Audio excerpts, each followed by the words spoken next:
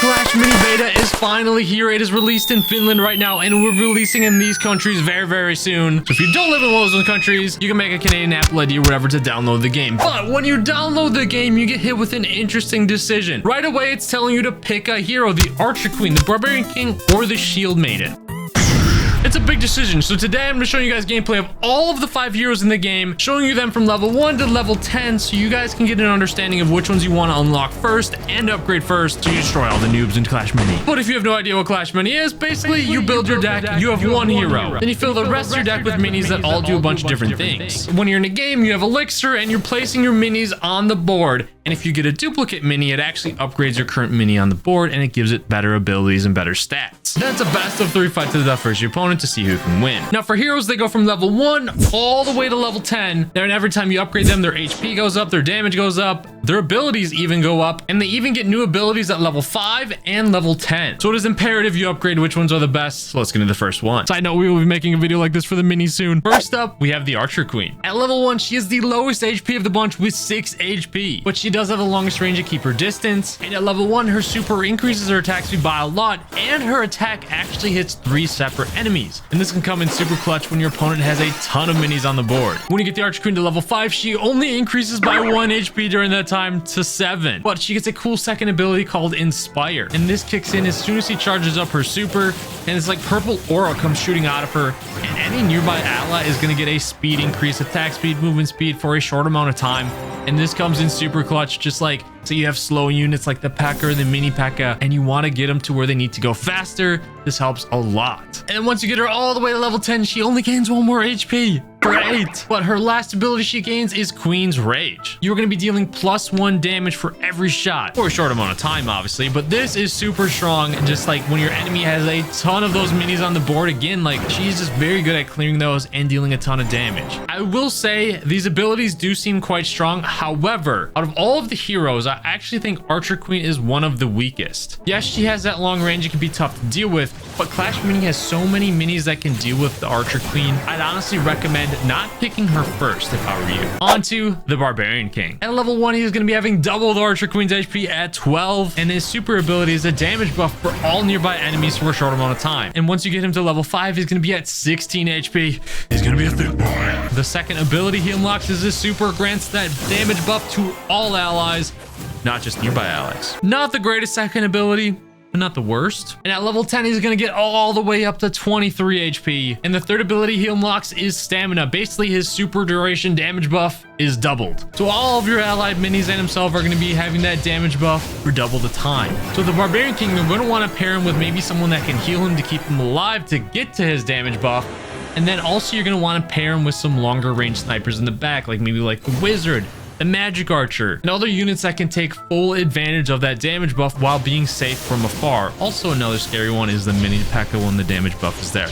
However, I do still like some of the other heroes better, which we'll talk about right now. On to the Shield Maiden. At level 1, she has a whopping 16 HP. The absolute tankiest hero. And her super ability is quite crazy. She gains a block which stops all damage and reflects it to deal damage back to the enemies. She is a beast at surviving. Basically, you pair her with some sort of healer and maybe a damage dealer, she's not going to die, and you are going to be able to just tank a lot. When you finally get her to level 5, she'll be at 20 HP, and her super ability gets better. When she activates it, it forces all of the attention to get put on her, and all of the enemies have to attack her for a short amount of time. This means that damage is going to be reflected back at them. This means your minis are not going to be taking damage from others. This ability is crazy. And once you get her to level 10, she'll have a whopping 31 HP, the tankiest hero. And the third ability she is going to get is a energy boost when her super ends. So immediately after her super ends, she gets 1 energy. It's not the greatest, but her second ability is so good,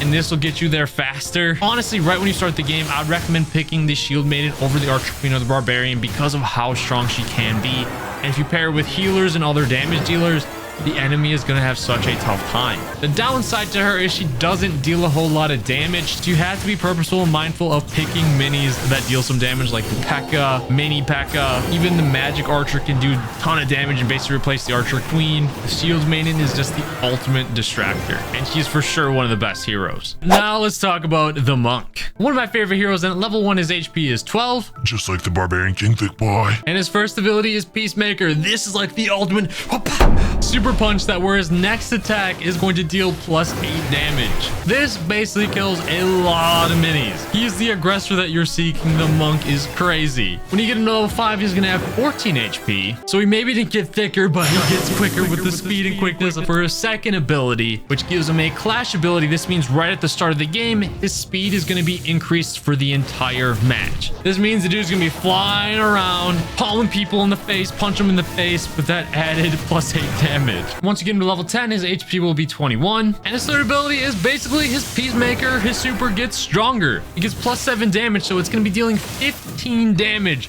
whenever he gets that super, punching and pawing those people in the face, plus his speed boost. Guys, the monk is one of the strongest heroes in the game just for the fact that he obliterates people with his palm attack.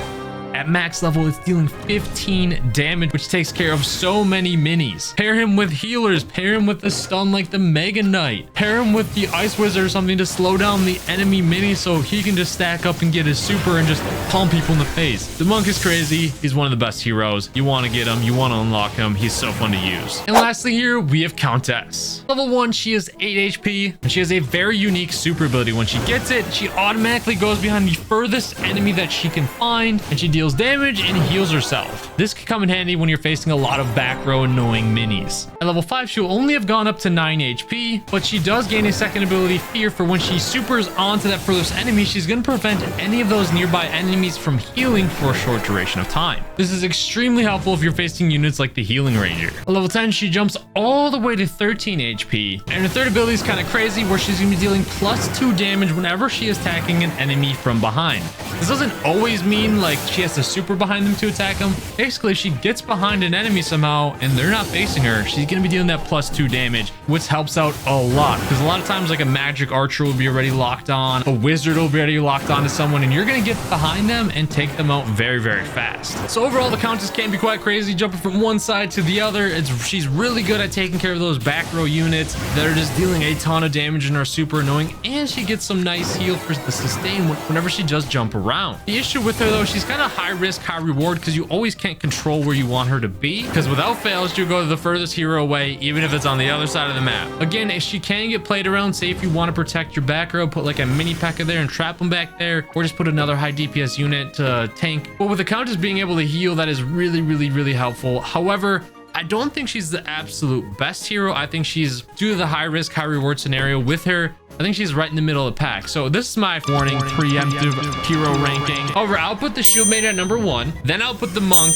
then I'll put Countess, and then like 4th and 5th, I'll put like maybe the Archer and then the Barbarian King. This is still very early though. The game is just released. Those are my recommendations for which one you should get first and upgrading your first. So go with the Shield Maiden first off. Support her with some nice damage troops around her and you will reap the benefits. But let me know your thoughts on my list and these heroes in Clash Mini. Be sure to subscribe for more. I'll see you guys later.